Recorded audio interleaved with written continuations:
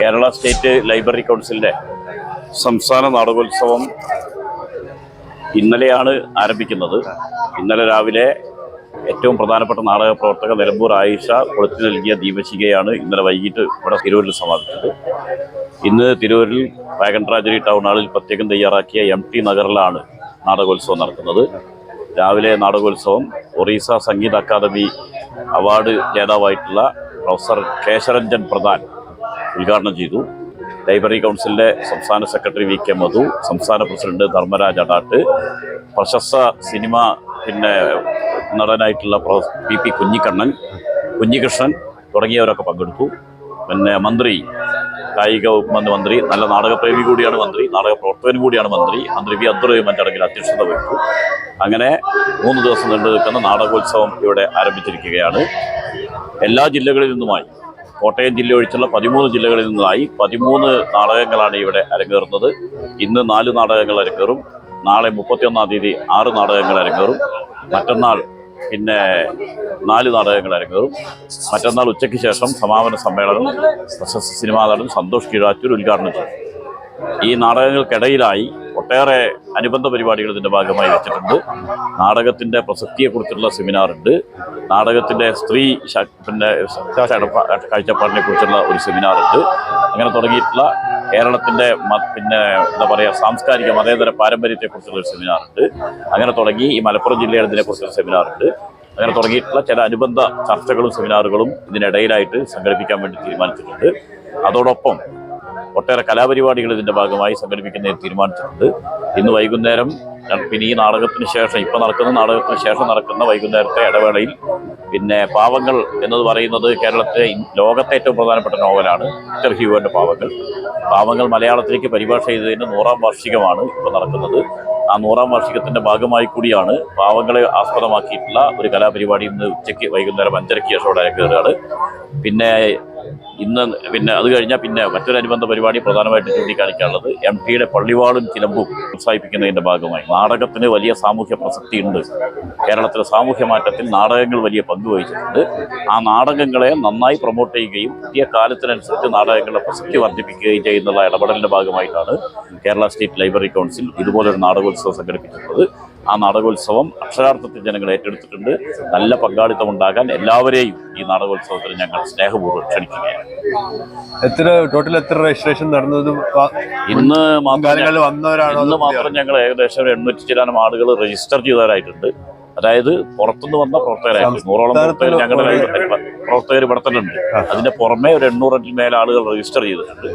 സൗജന്യമാണ് എല്ലാവർക്കും. രജിസ്റ്റർ ചെയ്യാന്ന് പറഞ്ഞാൽ ഇതൊരു ആരെങ്കിലും അങ്ങനെ പണം കൊടുത്ത് രജിസ്റ്റർ ചെയ്യലൊന്നുമില്ല. എല്ലാവർക്കും കാണാവുന്നതാണ്. കാണാൻ വരുന്നവർ ഇവിടുന്ന് പേര് എഴുതി രജിസ്റ്റർ ചെയ്യുന്നു മാത്രമേ ഉള്ളൂ. പരമാവധി രാവിലെ നേരത്തെ വരുന്ന ആളുകൾക്ക്, ഒരു 11 മണിക്കുള്ളിൽ വരുന്ന ആളുകൾക്ക് ഭക്ഷണം കൊടുക്കുന്നുള്ള സംവിധാനം, എല്ലാവർക്കും ഭക്ഷണം കൊടുക്കണം എന്നാണ് ഉദ്ദേശിക്കുന്നത്. പക്ഷേ ഒരു 11 മണിക്കുള്ളിൽ വരുന്നവർക്കൊക്കെ ഭക്ഷണം കൊടുക്കാനുള്ള സംവിധാനമുണ്ട്. അങ്ങനെ എല്ലാവരും രജിസ്റ്റർ ചെയ്യാണ്. ഏകദേശം 800 ചില്ലാനം ആളുകൾ ഇന്ന് രജിസ്റ്റർ ചെയ്തു. നാടകം കാണുന്നതിന് വേണ്ടി തയ്യാറായി. കുറച്ചുകൂടി കൂടുതൽ നാളെ കുറേ കൂടി മെച്ചപ്പെട്ട രീതിയിൽ ആളുകൾ ഉണ്ടാവുമെന്ന് പ്രതീക്ഷിക്കുകയാണ്. വളരെ വലിയൊരു സദസ്സായി ഈ നാടക സദസ്സ് മാറിക്കൊണ്ടിരിക്കുകയാണ്. ഇതിനുള്ള ഫണ്ടുകൾ കണ്ടെത്തുന്നത് ലൈബ്രറി കൗൺസിലിന്റെ പദ്ധതി വിഹിതത്തിലാണ് പ്രധാനമായിട്ടും ഈ നാടകോത്സവം നടക്കുന്നത്. നേരത്തെ വരുന്ന ആളുകൾക്ക്, ഒരു 11 മണിക്കുള്ളിൽ വരുന്ന ആളുകൾക്ക് ഭക്ഷണം കൊടുക്കുന്നുള്ള സംവിധാനം, എല്ലാവർക്കും ഭക്ഷണം കൊടുക്കണം എന്നാണ് ഉദ്ദേശിക്കുന്നത്. പക്ഷേ ഒരു 11 മണിക്കുള്ളിൽ വരുന്നവർക്കൊക്കെ ഭക്ഷണം കൊടുക്കാനുള്ള സംവിധാനമുണ്ട്. അങ്ങനെ എല്ലാവരും രജിസ്റ്റർ ചെയ്യാണ്. ഏകദേശം 800 ചില്ലാനം ആളുകൾ ഇന്ന് രജിസ്റ്റർ ചെയ്തു. നാടകം കാണുന്നതിന് വേണ്ടി തയ്യാറായി. കുറച്ചുകൂടി കൂടുതൽ നാളെ കുറേ കൂടി മെച്ചപ്പെട്ട രീതിയിൽ ആളുകൾ ഉണ്ടാവുമെന്ന് പ്രതീക്ഷിക്കുകയാണ്. വളരെ വലിയൊരു സദസ്സായി ഈ നാടക സദസ്സ് മാറിക്കൊണ്ടിരിക്കുകയാണ്.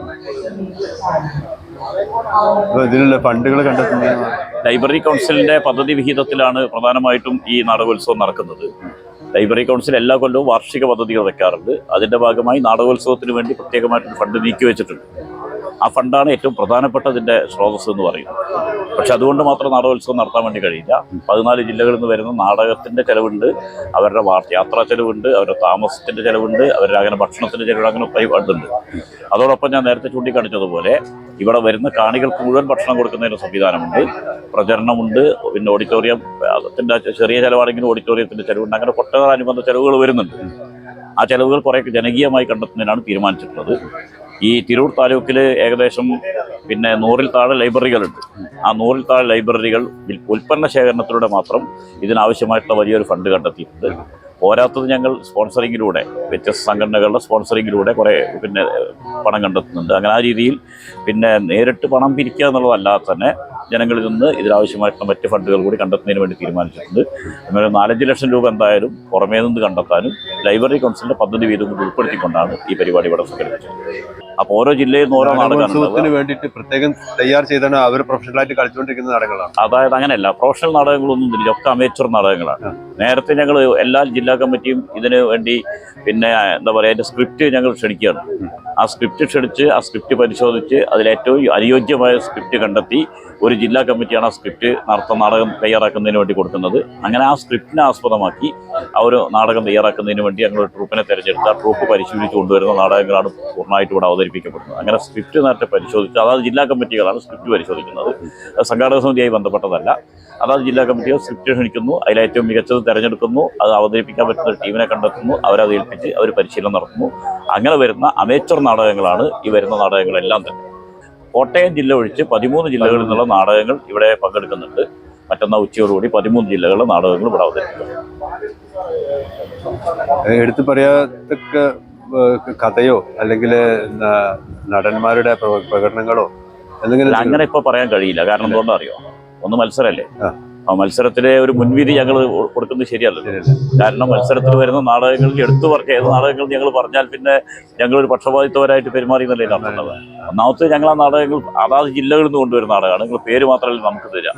സ്റ്റേറ്റ് കൗൺസിൽ അതിന്റെ അവതരണത്തിനുള്ള അനുമതി മേടിച്ച് ഇവിടെ തരുന്നതെന്ന് ചോദിച്ചാൽ ബാക്കി സംഘാടകർക്കോ സ്റ്റേറ്റ് കമ്മിറ്റിക്കോ അതിൽ ഇടപെടേണ്ട കാര്യമില്ല. അതായത് ജില്ലയിൽ നിന്ന് വരുന്ന നാടകങ്ങളാണ്.